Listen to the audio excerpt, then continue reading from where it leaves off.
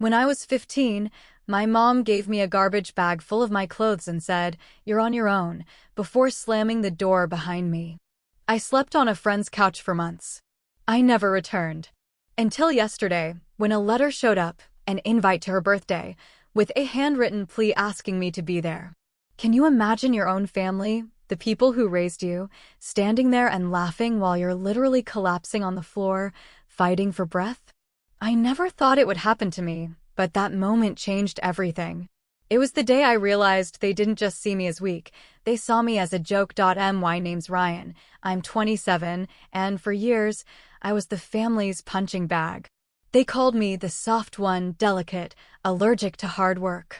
My cousin Derek was the football star, my sister Emily the straight-A perfectionist. And me?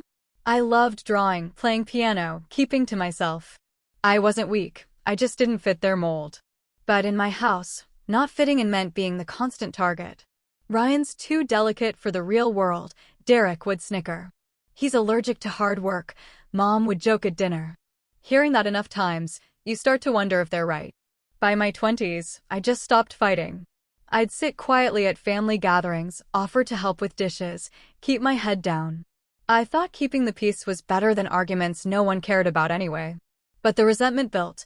Small smirks when I dropped something, eye rolls when I excused myself early with a migraine, the way Mom always dismissed my passions as just a hobby.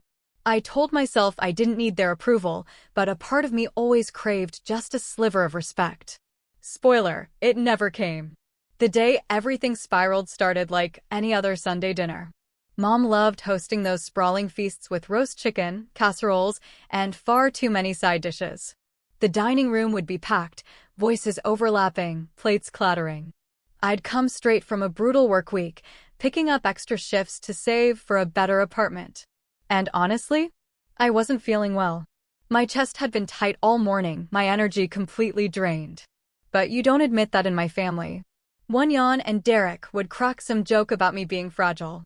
So I pushed through, smiling, serving myself mashed potatoes, nodding at stories I wasn't really listening to. Dinner wrapped up and then, as always, the dreaded cleanup began. Mom stood, clapping her hands like a drill sergeant. "All right, everyone. Let's get this kitchen spotless." Derek slouched, patting his stomach. "Not it," he mumbled, already pulling out his phone. Emily claimed important work emails, though I could clearly see TikTok lighting up her screen. And then, like clockwork, all eyes shifted to me. "Ryan, you can handle dishes, right?"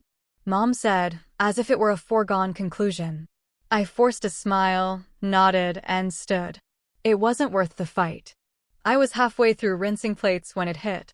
A sudden, crushing pain in my chest, like someone was pressing down with both hands. I froze, a wet dish still in my grip, the edges of my vision blurring. I tried to breathe, but each inhale was shallow, weak. My legs buckled, and before I knew it, I was on the floor, gasping. My fingers dug into my shirt, raw panic surging through me. Then I heard her voice. "Stop being dramatic, Ryan." Mom, sharp and irritated, like I'd just spilled a glass of milk. And then Derek's laugh. A cold, piercing sound. Anything to get out of dishes. His chuckle cut through the ringing in my ears. The room didn't move. No one rushed to me. No one knelt to check. I was just lying there, clutching my chest, while my family treated it like another one of my supposed antics. Time warped. Maybe it was 30 seconds, maybe 3 minutes before someone finally muttered something about calling for help. I think it was my aunt, saying, "just in case." The details blur, but I remember the paramedic walking in. He knelt, fingers to my neck, then yanked a monitor from his bag. His face went pale the instant he saw my heart rate flashing across the screen. "We need a stretcher now," he barked, his voice urgent. Suddenly, the entire room erupted, chairs scraping, relatives shouting, Mom's voice panicked for the first time. But all I could think, lying there as the paramedic worked frantically, was how they had laughed. How they had looked at me, crumpled on the floor, and thought I was faking. That was the moment something inside me shifted. Not just the fear of my body failing me, but the cold realization that my family would never see me as anything but weak, even if it killed me. I didn't say a word as they lifted me onto the stretcher. I didn't look at Mom or Derek or Emily. I just let them watch as the paramedics wheeled me out of the house, their panicked shouts echoing behind me like a soundtrack I'd heard too many times before. That night, in a hospital bed with wires hooked to my chest, I made myself a promise. If they thought I was too delicate, too dramatic, too much of a burden, fine. Let them think that. I'd play along. But I would not forget the way they laughed while I was fighting to breathe. And one day, when the moment came, I'd make sure they understood exactly what it felt like to be dismissed, to be invisible. And I wouldn't have to raise my voice to do it. When I got out of the hospital a few days later, I thought, foolishly, maybe, that things would change. That nearly collapsing in their kitchen, seeing a paramedic's face go pale at my heart rate, getting wheeled out with an oxygen mask, that might jolt them into treating me like a human being instead of a joke. For a brief moment, I actually let myself believe it. Mom came to pick me up, wearing that somber, performative look she reserved for church funerals. But in the car, her mask slipped almost immediately. "Ryan, you scared everyone half to death," she sighed, like I'd inconvenienced her. "You can't do that at family gatherings. People thought you were being dramatic again." I stared out the window, the hospital wristband still tied around my arm.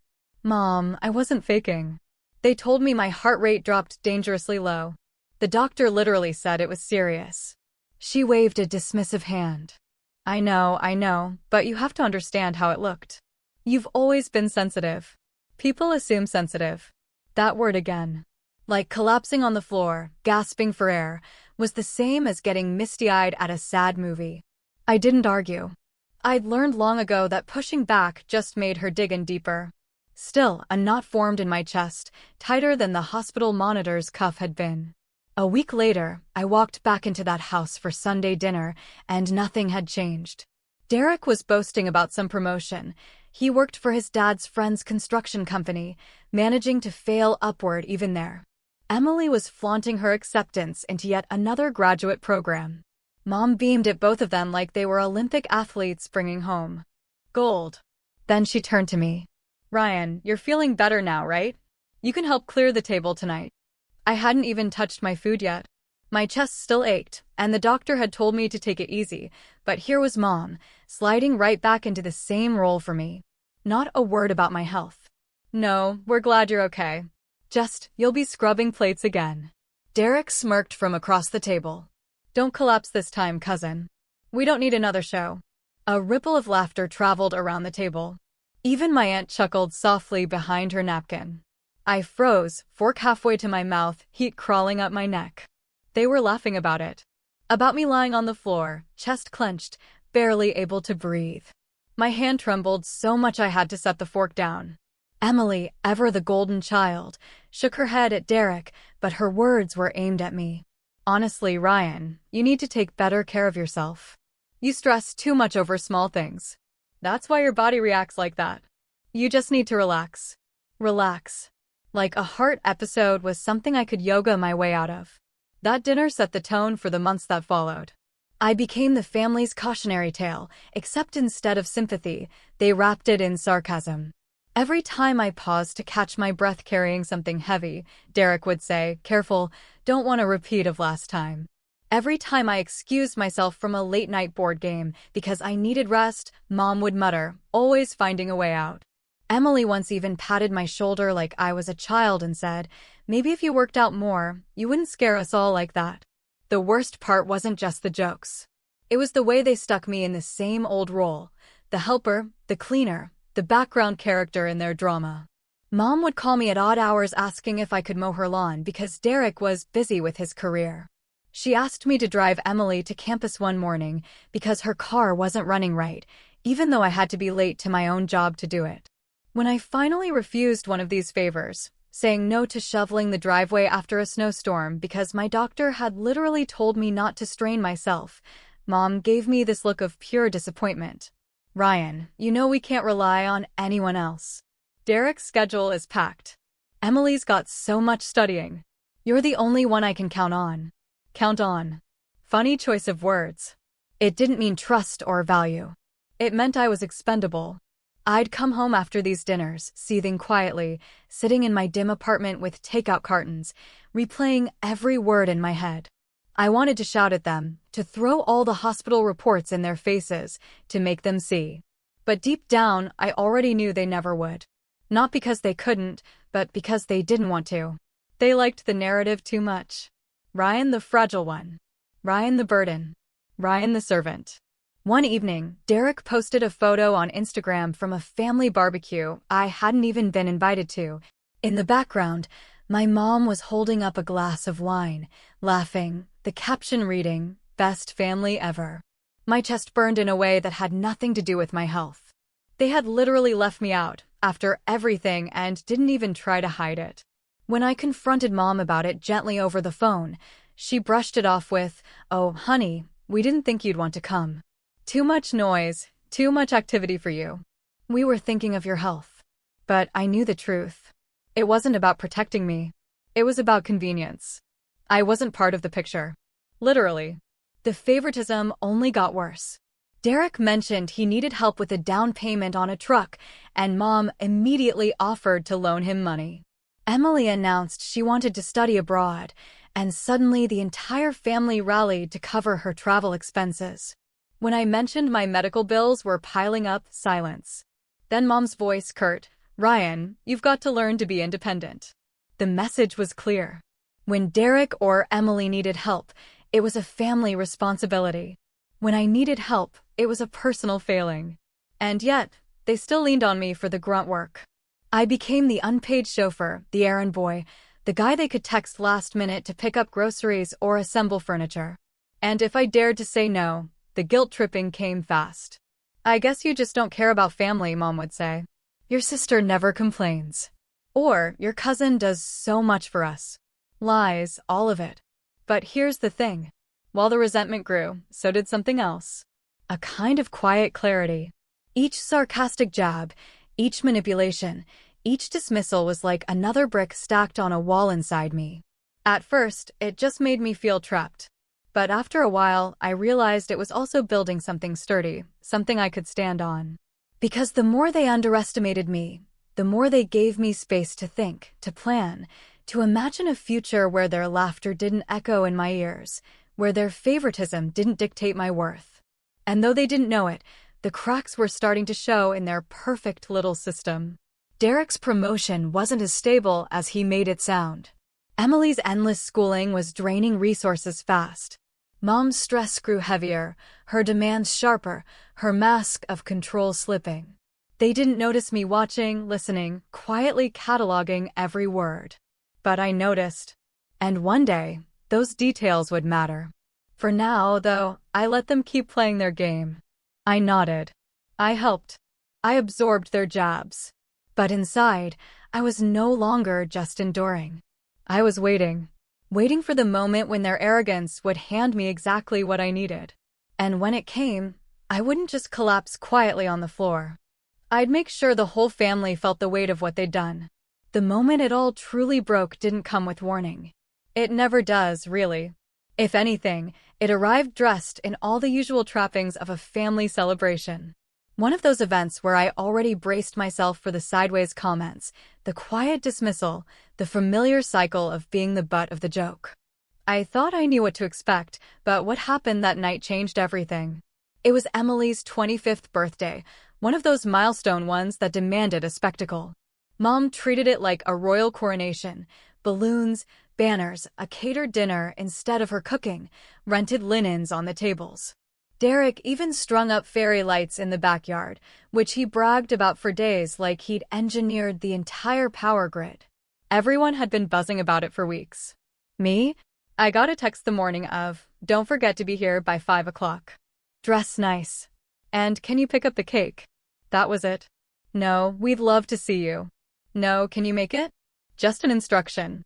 So there I was, standing in line at a bakery, carefully balancing a triple-tiered strawberry cream cake with Emily's name scrolled in glossy frosting. My chest ached faintly from the weight, and I kept hearing the doctor's voice from weeks ago. Avoid heavy lifting. Be mindful of stress. But who in my family cared about that? I knew if I didn't show up with the cake, I'd be branded selfish, unreliable, Dramatic again. When I arrived, the backyard was already buzzing. Emily's friends, Derek's buddies, half the extended family. Music thumped from speakers, fairy lights blinked overhead, laughter carried through the air. Everyone turned to look when I came in balancing the cake box, and for half a second, I thought maybe, just maybe, I'd get a thank you. About time, Mom said, swooping in to grab the box. Be careful. Don't smudge it. Go park at the end of the street. We're saving the driveway for Derek's truck. That was my grand welcome. Dinner was served. Gifts were opened. Emily twirled around in her new designer dress, showing off the diamond earrings Mom and Dad had bought her. Derek toasted her with champagne, recounting some story about how she was destined for greatness. Everyone clapped. My gift to Emily, a framed charcoal sketch I'd worked on for weeks, pouring detail into every shadow, sat unopened on a side table. She'd glanced at it once and said, "Oh, thanks," before moving on to the next glittery box. I swallowed the hurt the same way I always did. I thought I could get through the night quietly, slip out early, and go home to my empty apartment where at least no one laughed at me for existing. But then came the betrayal.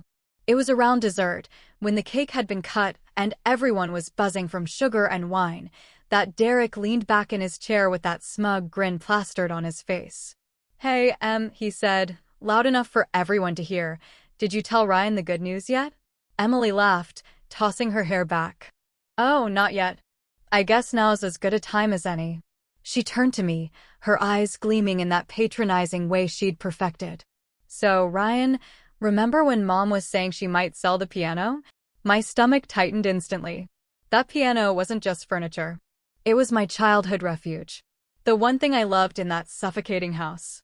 When I was 10, while Derek and Emily were out winning trophies and straight A's, I'd sit for hours at that upright piano in the corner of the living room, teaching myself chords, writing little melodies. It was the one place I felt like I was more than the family weakling. Even as an adult, whenever I stopped by, I'd drift toward it, let my fingers play something, just to breathe again. Emily's smirk widened. "Well, I'm taking it with me. Mom and Dad said I could have it for my apartment. I've been wanting to learn for ages, and it'll look perfect by the window. Isn't that great?" The table erupted in cheers, Derek clinking his glass against hers, my aunt nodding approvingly. "So cultured, Emily. A piano in your place will be so sophisticated." My fork clattered against my plate. "What?" The word slipped out before I could stop it. Mom gave me that warning look. The one that said, "Don't make a scene. Ryan, it's Emily's turn to enjoy it. You hardly ever play anymore." "That's not true," I said, my voice shaking. "Every time I come over, I play that piano." I broke off, my chest tight for reasons that had nothing to do with my condition. "You know what it means to me." Emily tilted her head, eyes glinting. "Oh, come on, Ryan. Don't be so dramatic. It's just an instrument. You can always buy your own if it matters that much. You've got a job, right?" The jab landed sharper than she probably realized. Everyone knew my paychecks barely covered rent and medical bills. Buying my own piano was a fantasy. Derek chuckled. "Careful, Em. Don't let him faint on us over this." Laughter rippled around the table. Something inside me cracked. The laughter was louder than the music, sharper than the lights strung above. They weren't just taking the piano. They were taking the only piece of me that ever mattered in that house. And they thought it was funny. I pushed my chair back, the legs screeching against the patio stone. "You can't just give it away like that," I said, my voice louder than I intended. "It's mine too. I grew up with it." Mom cut me off. Her tone icy. "Ryan, lower your voice. Don't ruin your sister's night. The piano belongs to this family, and we've decided Emily will make better use of it." The word family hung in the air like a knife. Family? As if I wasn't part of it. As if my years at those keys meant nothing. Emily leaned back, satisfied, twirling her new diamond earrings. "Besides, Ryan, it'll finally be appreciated. No offense, but you never really did anything with it. No offense." The phrase people use right before stabbing you in the chest. I stood there, staring at the faces around me. Faces that had laughed when I collapsed. Faces that now applauded as something I loved was stripped away like it was a trinket. My hands shook, not from weakness, but from rage so sharp I thought it might tear me apart. For years, I had endured the jokes, the dismissals, the guilt trips. I told myself it was better to keep the peace, better to be quiet, better to wait. But in that moment, as they clinked their glasses and smiled at my pain, I realized something undeniable. There was no peace to keep. The betrayal wasn't just about the piano. It was about everything it represented. My voice didn't matter. My passion didn't matter. I didn't matter. And for the first time in my life, I didn't swallow it down. I looked directly at Emily, then at Mom. "You'll regret this," I said quietly, my voice steady, even as my chest burned. The laughter died instantly. Silence settled over the table, heavy and awkward. Emily frowned. Derek shifted uncomfortably, and Mom's lips thinned into a line. But I didn't wait for their response. I turned and walked out, the sound of my footsteps echoing against the stone, leaving their perfect little party behind. Behind me, I heard Emily's voice, half joking, half nervous. "He's just being dramatic again." But even she didn't sound so sure, because they all felt it. The shift. The fracture. Something had broken in me that night, something they'd never be able to tape back together with fake apologies or guilt-tripping phone calls. They'd stolen the piano, but they'd given me something in return. Clarity. And clarity is a dangerous thing. When I walked out of Emily's birthday party, I thought I'd feel powerful. I thought the words, "You'll regret this," would echo in their ears, giving me some measure of control. But when the cool night air hit my face and I heard the muffled laughter behind me resume, the power drained out as quickly as it had come. By the time I reached my car at the end of the street, my hands were trembling, not with rage anymore, but with the hollow ache of someone who finally saw the truth. Nothing I said would ever matter to them. I sat in the driver's seat, head against the wheel, chest tight, trying to breathe through the lump lodged in my throat. I replayed their faces, Emily's smug smirk, Derek's careless grin, Mom's cold dismissal. It wasn't just the piano they'd taken. It was the proof that even the thing I loved most had no value in their eyes unless it was in someone else's hands. That night, I didn't go home right away. I drove aimlessly through dark, empty streets, the hum of the engine the only sound. I pulled into a gas station at one point, parked, and just sat there under the flickering fluorescent lights, staring at the cracked asphalt. People came and went, filling up their cars, grabbing sodas inside, living lives that didn't feel suffocating. I envied them. I wondered what it would be like to have a family that worried when you didn't answer a call, that wrapped you in a hug instead of rolling their eyes when you struggled. By the time I stumbled into my apartment, exhaustion hit me like a wave. I didn't even change out of my clothes. I just dropped onto the couch and lay there in the dark. The silence pressed in thick and heavy. No calls.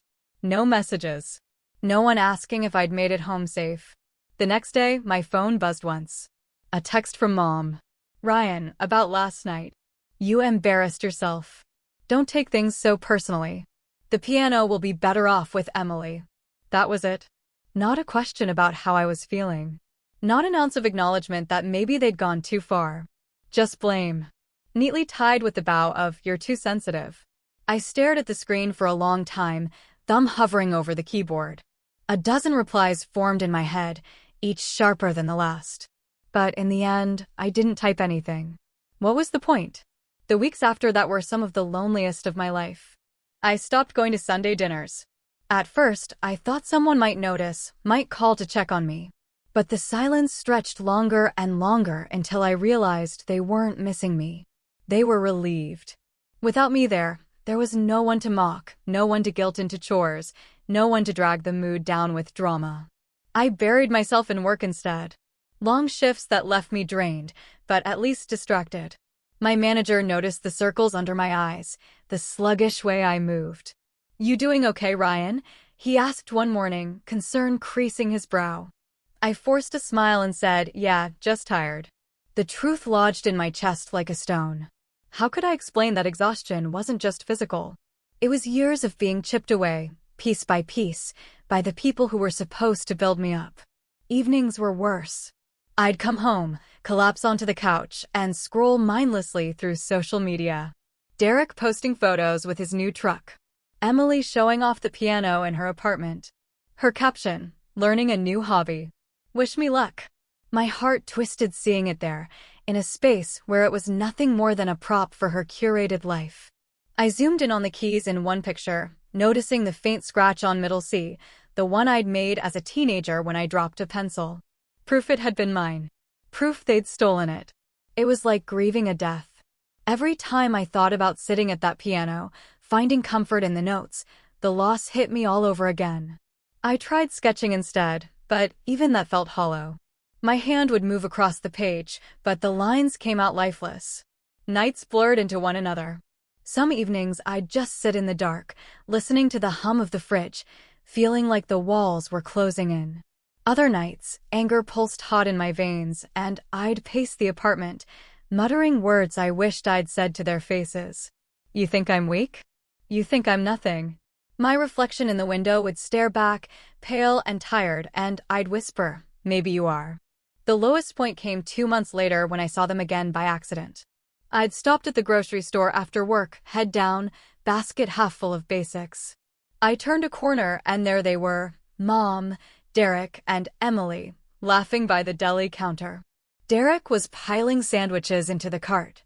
Emily was showing Mom something on her phone. I froze, heart pounding, praying they wouldn't see me. But Emily's eyes flicked up and she smiled, condescending, like she'd caught me doing something pathetic. Ryan, she said brightly, as if nothing had happened.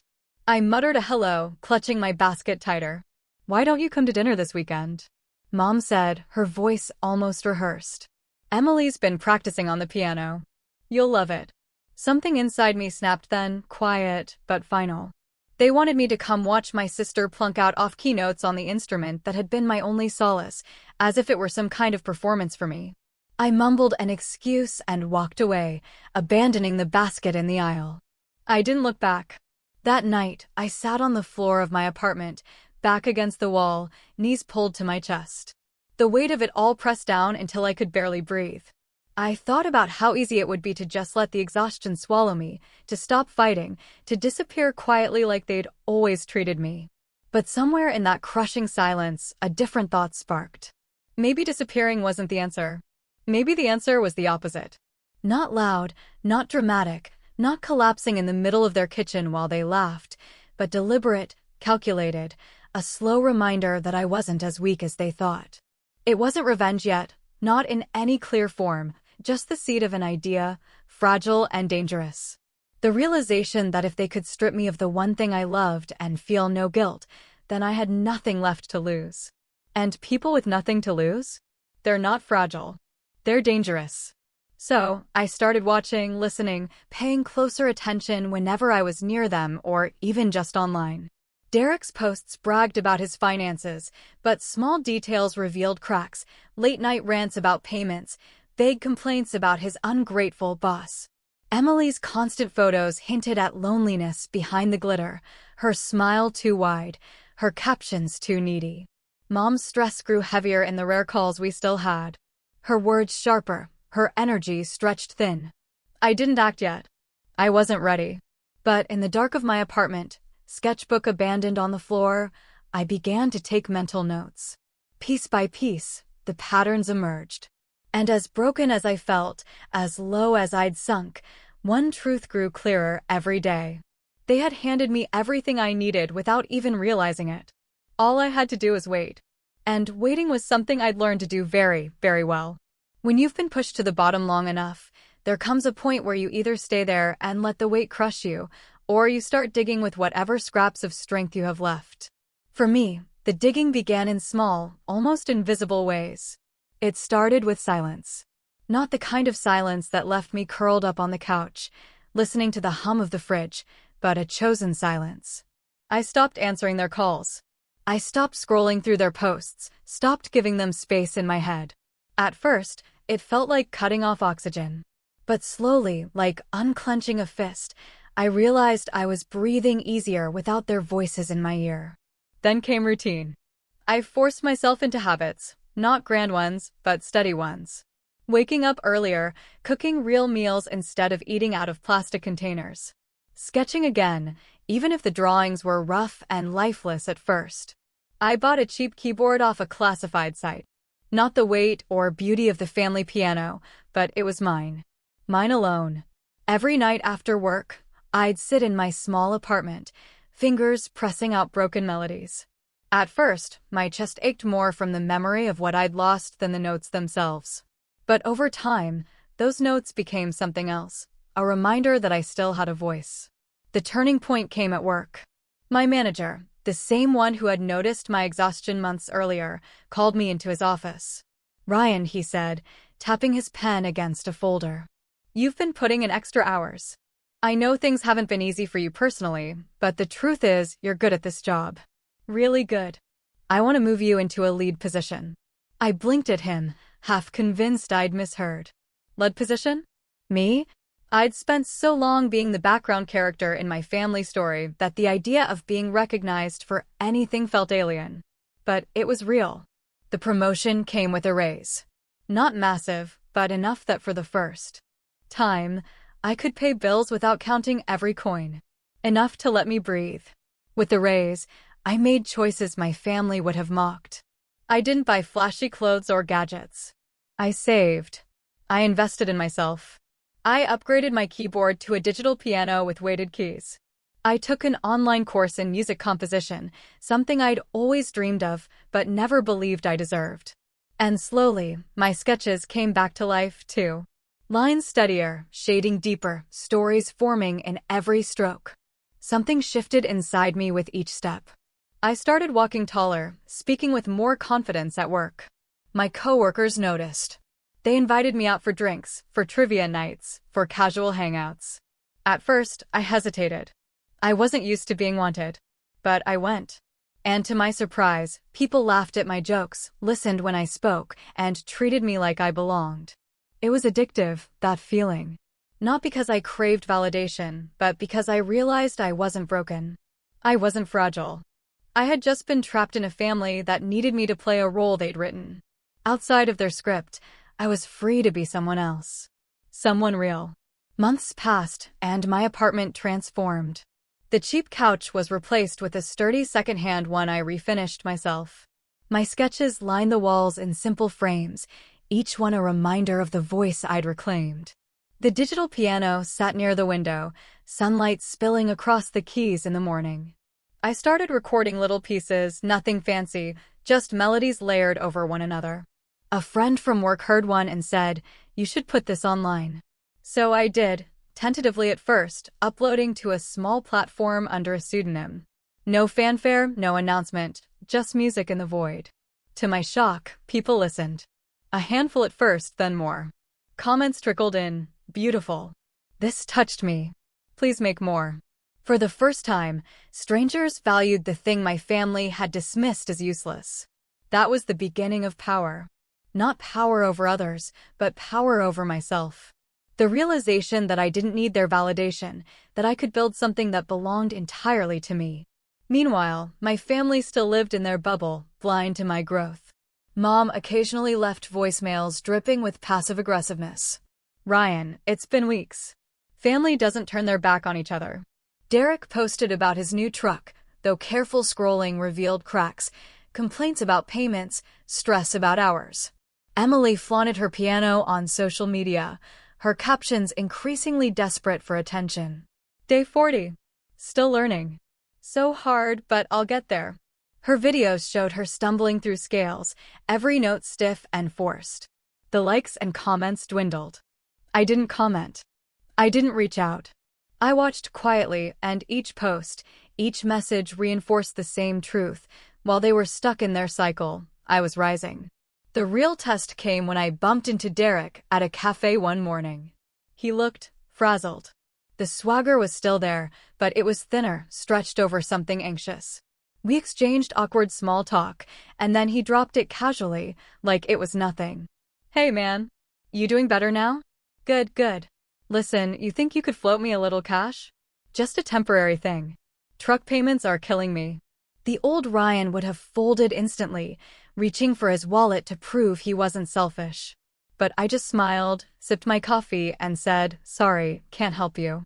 His face flickered, shock, then annoyance. But he didn't push. He just muttered something and walked away. I sat there afterward, my heart steady, my chest calm. I realized that was power too. Saying no. Refusing to be their safety net. Weeks later, Emily tried a different approach. She called out of the blue, her voice overly sweet. "Ryan, you should come over sometime. I'll play for you on the piano. You can give me tips. It'll be fun." I almost laughed. She wanted me to validate her struggle, to hand her the approval she never gave me. But I kept my voice even. "I'm busy," I said. "Maybe another time." She faltered, clearly unused to me turning her down, before recovering with, "Well, let me know." I hung up and sat at my own piano, fingers gliding across the keys. My music flowed smoother than hers ever would, not because I was better, but because it mattered to me. It lived in me, and they couldn't take that away anymore. My success grew slowly but steadily. At work, I earned another small raise, another set of responsibilities. Online, my music gained traction. One track hit 1,000 streams, then 10,000. An indie podcast even reached out, asking to feature it. Every milestone was small in the grand scheme. But to me, it was monumental. It was proof. Proof that I wasn't fragile, that I wasn't worthless, that I could stand on my own. And through it all, my family had no idea. They still painted me as the weak one, the dramatic one, the burden. Let them. Their blindness was their weakness, not mine. Because while they were busy laughing at the memory of me collapsing or boasting about their shallow wins, I was building something they couldn't see. A life, a future, a strength they'd never recognize until it was too late. I didn't know exactly how the pieces would fall yet. But I knew one thing for certain. The day would come when they'd realize the balance had shifted. And when it did, I wouldn't have to raise my voice. I wouldn't have to prove anything. I'd just stand there, steady and unshaken, and let the truth speak for itself. The strange thing about rising out of the pit is that you start to see things more clearly. Not just your own life, but the lives of the people who once towered over you. From the bottom, my family had looked invincible, untouchable. But once I found my footing and started climbing, I realized they were full of cracks I'd never noticed before. And cracks? Cracks can be widened. It was Derek who gave me the first glimpse. After that awkward cafe meeting where he hinted at needing money, I started paying closer attention. Not directly, he'd never confide in me, but through the digital trail he left everywhere. Social media posts, little overheard comments, even mutual friends from around town. The truck he bragged about constantly? Turns out he'd financed it with a loan he could barely afford, betting on a promotion at work that wasn't guaranteed. His boss, who was also a family friend, had started cutting hours, and Derek was stretched thinner than he let on. His Instagram flexing was smoke and mirrors. Beneath it, he was struggling. Emily, too, wasn't as untouchable as she pretended. All those posts about her sophisticated new life with the piano were quietly followed by fewer likes, fewer comments. She was posting every day, sometimes multiple times, desperate for engagement. A friend of mine who still moved in her social circle mentioned offhandedly, "Emily's not doing great. She spends more time staging pictures than studying. I think she's behind on rent, too." And then there was Mom. For years, she had run the house like a general. But even generals get tired. On one of the rare calls she placed to me, I caught the strain in her voice. "I don't know how much longer I can keep this all together," she muttered, not realizing how much she was admitting. Between Derek's issues, Emily's tuition, and the house, it's just one thing after another. The house. That word lodged in my mind. The house I'd grown up in, the one that held the piano they had stolen from me. The house Mom clung to as her kingdom, even while it drained her dry. If there was one thing that could unravel her control, it was money. At first, I didn't think much of it. But then one evening, scrolling half-bored through county property records online, I stumbled onto something that made my heart race. The house, our family house, was in Mom's name alone. The mortgage balance was higher than I expected. And the property taxes were overdue. Not by much, but enough to leave a public mark. It was a revelation. For so long, I'd thought of that house as a fortress, a symbol of permanence. But it wasn't untouchable. It was fragile, tied to numbers in a bank ledger and deadlines that didn't care about family pride. I didn't act immediately. Instead, I tucked the information away, letting it simmer. Knowledge is like a seed. You don't plant it all at once. You wait for the right season. Meanwhile, my own life continued its quiet upward curve. The music I'd been uploading online gained steady traction. One of my compositions was picked up by a small YouTube creator for their video, and overnight my track doubled in streams. Then another podcaster reached out, offering to pay for usage rights. The money wasn't huge, but it was more than I'd ever earned from my art before. For the first time, I looked at my bank account and felt something other than dread. At work, the promotion had shifted me into a position where I wasn't just following orders. I was leading. I managed small projects, coordinated with clients, and even got sent to a regional conference. Standing there in a suit, talking to professionals who respected me, I realized how far I'd come from the version of myself who once mowed Mom's lawn while Derek slept in. The more confidence I gained, the more I began to test boundaries with my family. Small refusals at first, saying no when Mom asked me to help Derek move furniture, or when Emily wanted feedback on one of her clumsy piano videos. Each refusal was met with silence or mild guilt-tripping. But they were too distracted by their own issues to press hard. And that's when I saw it. The balance was shifting. For years, I'd been their fallback, their scapegoat, the one they could rely on to clean up messes while mocking me for being weak. But now, when I stopped showing up, the cracks widened faster.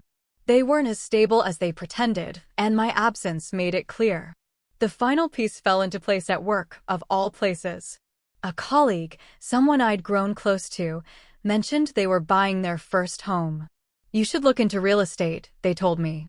"Even if it's just small investments, you'd be good at it. You're meticulous, and you've got savings now." The idea lodged itself in my brain and wouldn't let go. Real estate. Property. Ownership. For so long, my life had been about surviving, about keeping my head down. But what if I could build something bigger? Something that gave me leverage, stability, and a kind of power my family could never take from me? So, I started studying quietly late at night after work and piano practice, books, online courses, local seminars. I learned about foreclosures, about investment properties, about how to spot opportunities where others saw dead ends. The more I read, the more the dots connected. And then I circled back to Mom's house. That overdue tax notice, the high mortgage balance, the truth that the fortress wasn't as solid as everyone believed. It was too soon to act.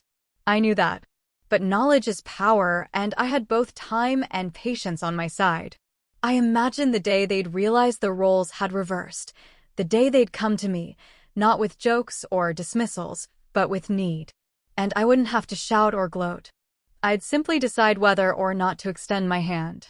For now, though, I stayed silent. I built. I grew. I saved every extra dollar, invested carefully, and watched my little music project blossom into a side income one never expected. Each step forward was like placing another brick under my feet, raising me higher while they stayed stuck in the quicksand of their choices. And as the months passed, I stopped feeling like the fragile one entirely. Because here's the truth no one tells you: the longer people underestimate you, the more powerful you become when you finally rise. They don't see you coming. They don't prepare for it. They hand you every opportunity by assuming you're too weak to take it. And my family? They'd spent a lifetime underestimating me, which meant that by the time they realized what I was capable of, it would already be too late. Revenge isn't about yelling. It isn't about slamming fists or grand explosions. That's what my family never understood. They always thought of me as dramatic because their idea of strength was noise, the loudest laugh, the sharpest jab, the biggest display. But real strength, real revenge? It's quiet. It's calculated. It's the moment they realize they've been playing checkers while you've been playing chess. By the time the opportunity came, I was ready. I'd been watching, waiting, and building for over a year. My savings had grown. My side income from music had doubled, and my position at work had become stable enough that I wasn't terrified of missing a paycheck. I wasn't rich, not yet. But I was steady. And steady is a dangerous thing to someone whose life is built on appearances. The cracks in my family's fortress had widened. Derek's truck payments caught up to him, and he started skipping events because he was working late, though everyone knew it was to cover bills. Emily had abandoned her grand piano project after months of failure, quietly shifting it out of frame in her photos. Mom's voice grew tighter every time I picked up the phone, which was rare. One evening, she let it slip. The mortgage company is calling again. They're relentless. That's when the plan began to crystallize. I kept my distance, of course. I didn't want them suspecting anything. But I dug deeper into the property records, into tax filings, into the county's public notices. And there it was, a notice of pre-foreclosure. Mom had fallen behind further than she admitted. The house they had used as a stage for my humiliation, the house they guarded like it was a family crown, was slipping from their grasp. The irony wasn't lost on me. They'd mocked me as fragile, dramatic, useless. But while they were busy laughing, I had been quietly learning, saving, positioning. And now, the balance of power was about to flip in the most poetic way possible. I reached out to a real estate contact I'd made through one of my seminars. We met at a small coffee shop, me in a pressed shirt, him flipping through papers. "You're serious about this?" he asked, sliding the documents across the table. "Dead serious," I said. My hand was steady as I signed. The process wasn't fast. Banks never are. But I was patient. When the property officially went up for auction, I was ready. Others bid, of course, but I'd done the math. I knew what I could afford. I knew the house's value. And most importantly, I knew its history. My history. When the gavel finally struck, the property was mine. Just like that. The house my family had ruled over. The house where I'd been the servant, the weak one, the punchline, now belonged to me. I didn't rush to tell them. That would have ruined the beauty of it. Instead, I waited for them to come to me. And sure enough, it didn't take long. A week later, my phone lit up with Mom's name. I let it go to voicemail, then another call and another. Finally, I answered, my voice calm. "Ryan, you need to listen," she said, her tone frantic in a way I'd never heard before. "The bank, they've made a mistake. They've sold the house. We don't know what to do." I let a pause stretch long enough for her panic to settle in my ears. "No mistake," I said evenly. "I bought it." Silence, then incredulous. "You what?" "I own the house now," I repeated. My voice didn't waver. I didn't gloat. I just stated the fact like the weather. The quiet on the other end was thick, suffocating. I imagined her face, the disbelief, the way her world tilted in that moment. Finally, she snapped. "Ryan, this isn't funny." "It's not a joke," I said softly. "The deed has my name on it." For years, they had laughed at me for collapsing, for being dramatic, for holding on to things that mattered. Now, there was no laughter, only silence. Words spread quickly. Derek called next, his tone sharp. "Man, you can't just take the house. That's Mom's. That's the family's." "No," I said calmly. "It was the bank's, and now it's mine." "You don't even need it," he exploded. "You live in some apartment. You're barely there." I needed it enough, I cut in. Then Emily called, her voice coated with faux sweetness. "Ryan, you can't honestly mean to keep it. Where will Mom live? Where will we go for holidays?" "Not my problem," I said. The truth was, I hadn't decided what to do with it yet. Sell it, rent it, maybe even keep it as my own sanctuary. But what mattered wasn't the logistics. What mattered was the shift. For the first time in my life, they needed me, and I didn't need them. The days that followed were like living in an alternate universe. The same people who had mocked me for years suddenly scrambled to call, to text, to plead. Mom left voicemails dripping with desperation. "Ryan, you don't understand. We have nowhere else to go. Please think about your family." Family? That word again. The weapon they'd wielded against me like a club now turned into a begging plea. I didn't rush. I let them stew in uncertainty. For weeks, I ignored calls, watched their messages pile up. Derek sent long texts about loyalty. Emily sent half-hearted apologies about the piano. Mom sent guilt-ridden notes about sacrifices she'd supposedly made for me. But I remembered every laugh, every dismissal, every "stop being dramatic" while I clutched my chest on their kitchen floor. Revenge wasn't about shouting or slamming doors or even the house itself. It was about this, the silence, the desperation, the moment they realized the one they had underestimated, dismissed, and mocked had been holding the cards all along. When I finally did respond, I kept it short, a single text. "The keys are mine now. Nothing more." Because sometimes, silence is the loudest revenge of all. The fallout didn't happen overnight. That's the thing about power shifts. They're never instantaneous. They unfold like dominoes, one piece toppling the next until you realize the entire board has changed. After my text, "The keys are mine now," the silence from my family was deafening for days. No calls, no messages. I half expected Derek to show up pounding at my door, or Mom to appear in tears, begging face to face. But nothing came. Then slowly, the flood began. First, a long message from Mom, written like a confession letter. "Ryan, I know we've made mistakes, but this is your family. Family is everything. If you sell the house, you'll destroy us. Please don't be cruel. Think of your sister. Think of Derek. Think of me. We need this house. We need you." I stared at the words for a long time. For years, "we need you" had meant we need you to clean up after us, to sacrifice for us, to be the one who carries the load. Now it meant something very different. Now it was literal. They needed me. I didn't respond. The calls came next. Derek's first. His voice aggressive, trying to mask panic. "Listen, man. We can work something out. Don't be stupid. The house isn't for you. You don't even use it. Just sign it back over to Mom, and we'll forget this ever happened." I let him rant into the voicemail box. At the end, his voice cracked just slightly. That was the first time I realized how scared he really was. Emily tried charm instead.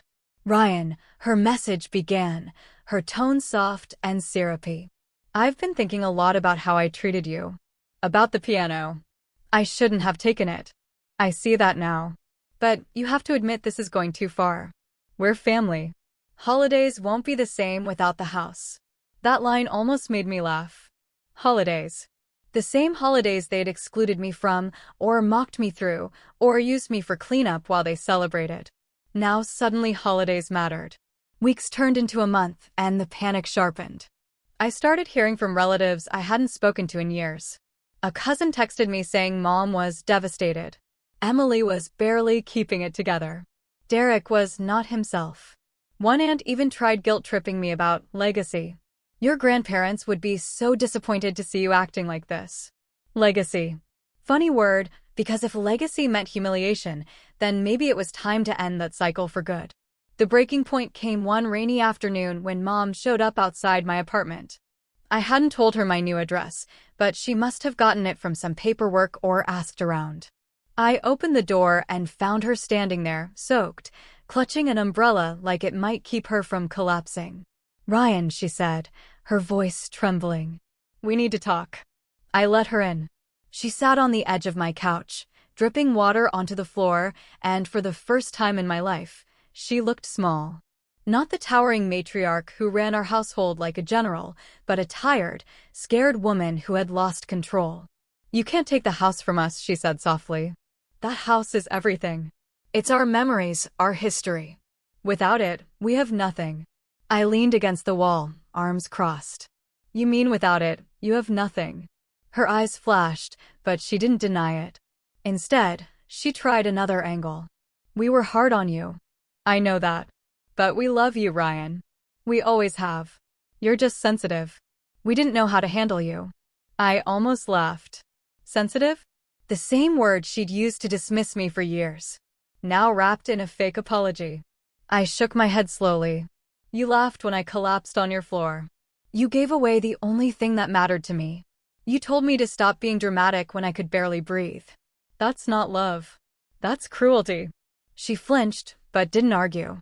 Silence stretched between us, heavy and sharp.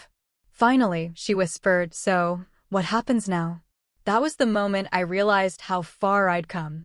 For years, I was the one asking that question. What happens now, after every insult, every dismissal, every betrayal? But now, the question was hers, and the answer was mine. I'm selling the house, I said evenly. Her face crumpled. Ryan, please. No, I cut her off, my voice steady. I'm not doing this for you. I'm doing this for me. That house was never a home for me. It was a cage. Selling it is the only way to let it go. She stared at me, eyes wet, and for the first time in my life, I saw recognition in her expression. Recognition that she had lost me for good. The sale went through 2 months later. A young couple bought it, excited to start their family. I handed over the keys with a steady hand, watching as they smiled, imagining a future full of love within walls that had once held nothing but pain for me. For them, it would be a beginning. For me, it was an ending. The fallout for my family was swift. Mom had to move into a small rental apartment across town, stripped of her throne. Derek ended up selling his truck at a loss to cover his debts. His bravado shattered. Emily bounced between friends' couches, her sophisticated life reduced to a string of staged photos in borrowed spaces. They called less and less.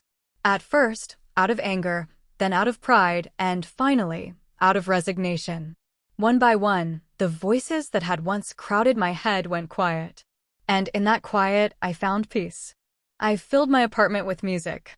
My compositions grew. My online following blossomed. And one day, an independent label reached out with an offer. For the first time in my life, I wasn't just surviving. I was thriving on my terms. Sometimes late at night, I'd think about the boy I used to be, the boy who sat at that piano, fingers trembling, hoping for a scrap of approval. I wished I could tell him that one day he'd own the very keys they tried to take from him, that he'd rise, not with noise, but with a quiet strength they couldn't touch.